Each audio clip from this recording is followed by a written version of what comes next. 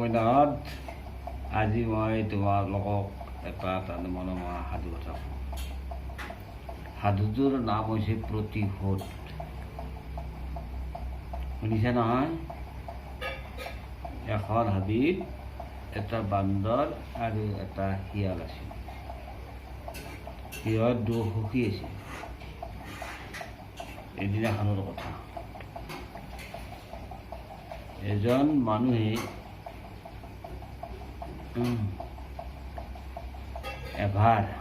Ever বুলি বুজি পাইছে নহয়? দুটা পাচিত এডাল বাংকাৰেদি দুটা পাচিত টানে, ঠিক ভাৰ বৈ অনাটোক টানে এভাৰ বুলি কয়। এই একভাৰ টানে কল, নাৰিকল এনেকৈ টানে বস্তু লৈ আহিল। কলৈ নিব খুজিছিল? যে আগতে তাতে বিয়া সবাহ হ'ব লাগিলে তাৰমানে এটা খাতিৰ ভাৰ বুলি এটা কথা আছিল। যে ল'ৰাটোৱে ছোৱালীটোক বিয়া কৰাব। এই ছোৱালীৰ ঘৰত খাতিৰ ধৰিব যাওঁতে তাৰমানে সুধাহাতে যোৱা নাছিল। যাওঁতে কল বা গাখীৰ এইবিলাক তাৰে লৈ গৈছিল। সেই হাবিৰ মাজেদি তাৰমানে সেই মানুহজনে সেই খাতিৰ ভাৰ লৈ আহি আছিল। এই শিয়াল আৰু বান্দৰে তাৰমানে ঠিক মানুহজনক দেখা হৈ পেলাই আলোচনা কৰিলে, দুয়ো থাকে যে সুখী সেই মানুহজনৰ পৰা আমি কল গাখীৰ যি আছে চবখিনি খাব লাগিব। গতিকে আমি হাবিৰ মাজত লুকাওঁ। বান্দৰে কৈছিল মই খেক কৰি দিম, তুমি হোৱা কৰি দিবা। মানুহজনে ভয়তে তাৰে পলাই যাব, তাৰপিছত আমি বস্তুখিনি ভগাই খাম। মানুহজন আহি ওচৰ পালে, তাৰে আগতে দুয়োজনে হাবিৰ মাজত সোমাই বিকট চিঞৰ আৰম্ভ কৰি দিলে। বান্দৰে কৈ দিলে খেক আৰু শিয়ালে কিয় হোৱা এই বুলি তাৰমানে যেতিয়া আঁতৰ পাৰি দিলে, মানুহজনী ক'লে কি আহিল তেতিয়া ভয়তে তাৰমানে দৌৰ মাৰিলে, চববিলাক এৰি থৈ। তাৰপিছত দৌৰা দৌৰি কৰি তাৰ বান্দৰে কলবিলাক লৈ পেলাই গাখীৰখিনিৰ ওপৰত লৈ পেলাই তাৰমানে সেই গাছৰ ওপৰত উঠিল। বান্দৰে শিয়ালক ক'লেই তৎক্ষণাত আহি যাব পাৰে, গতিকে তাৰমানে মই বস্তুখিনি লৈ ওপৰত উঠিছোঁ। আৰু শিয়ালটো জানাই তোমালোকে, শিয়ালে গাছত উঠিব পাৰেনে? নিশ্চয় নোৱাৰে। কুকুৰে গাছত উঠিব পাৰেনে? নিশ্চয় নোৱাৰে। বান্দৰে কিন্তু গাছত উঠিব পাৰে। বান্দৰ দেখিছা নহয়? বান্দৰটো আমাৰ মানুহৰ দৰে, মুখৰ আকৃতি চব মানুহ, হাত ভৰি চব মানুহৰ দৰে, কিন্তু সিহঁতৰ মানুহৰ দৰে জ্ঞানটো নাই। মানুহে নিজৰ বুদ্ধিৰ বলেৰে কিছুমান কাম কৰিব পাৰে, তেওঁলোকে কিন্তু নিজেই নোৱাৰে। আৰু সেইকাৰণে বান্দৰে ঘৰ সাজিব নোৱাৰে, বৰষুণতে ভিজি মৰে।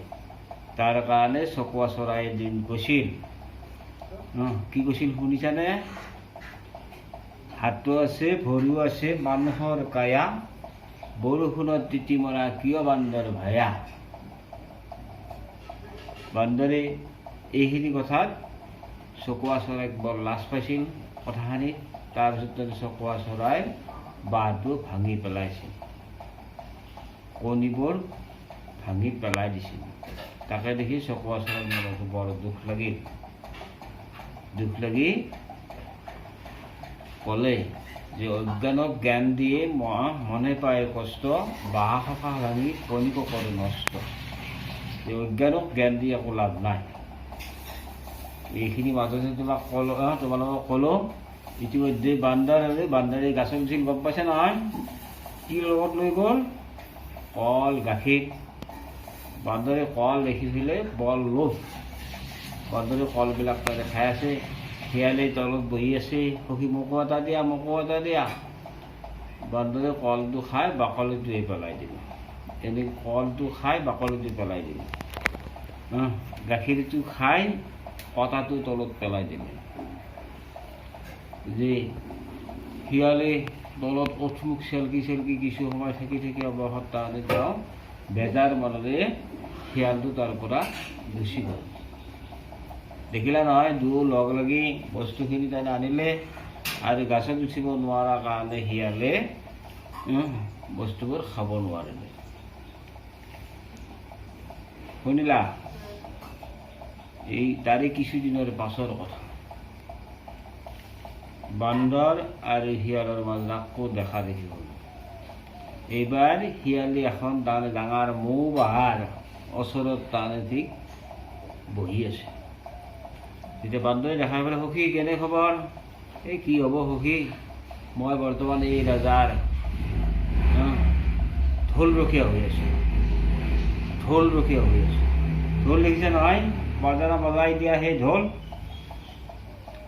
গতিকে বান্দৰে জানে ঢোল কেনেকুৱা ভালকৈ নাজানে শিয়ালে কৈছে ঢোল ৰখীয়া কিন্তু বান্দৰে বজাব তাৰমানে ঠিক বজাই ভাল পায় গতিকে সেই তাৰমানে মৌ বাহাখনকে তাৰমানে ঢোল বুলি তাৰমানে শিয়ালে বুজাই দিয়াত বান্দৰে ভাবিলে ঢোলটো এনেকৈ যদি মই একবাৰ বজাম তেতিয়া শিয়ালে তাৰমানে কৈছে নাই বজাব মই দিব নোৱাৰোঁ ৰজাই মোক কাটি দিব যিমানেই তাৰমানে বান্দৰে বজাব খোজে শিয়ালে কয় নাই নহ'ব টাইট কৰি দিয়ে যে ৰবাৰ এটা সখী দিম তোমাক বজাবাক গ'লে মই অলপ দূৰত গৈ আছোঁ ৰজাই দেখে নেকি ক'বাই গতিকে মই একবাৰ চাই লওঁ তুমি বজাবা মই যেতিয়া ক'ম বজোৱা সখী বজোৱা তেতিয়া তুমি বজাই দিবা গতিকে শিয়ালে তাৰমানে অলপ দূৰত গ'ল কিয় গ'ল গম পাইছানে নিশ্চয় গম পাবা অলপ পিছত যদি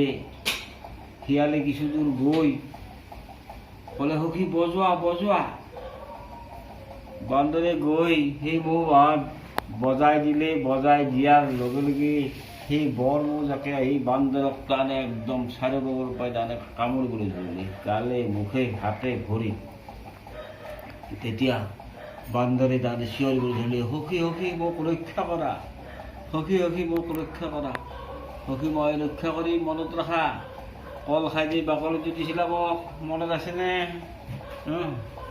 সখী মোক ৰক্ষা কৰা কল খাই দি বাকলিটো দিছিলা গাখীৰ খাই পেলাই যি যেনে কটাটো তাৰমানে সুধা কটাটো দলিয়াই দিছিলা মনত আছেনে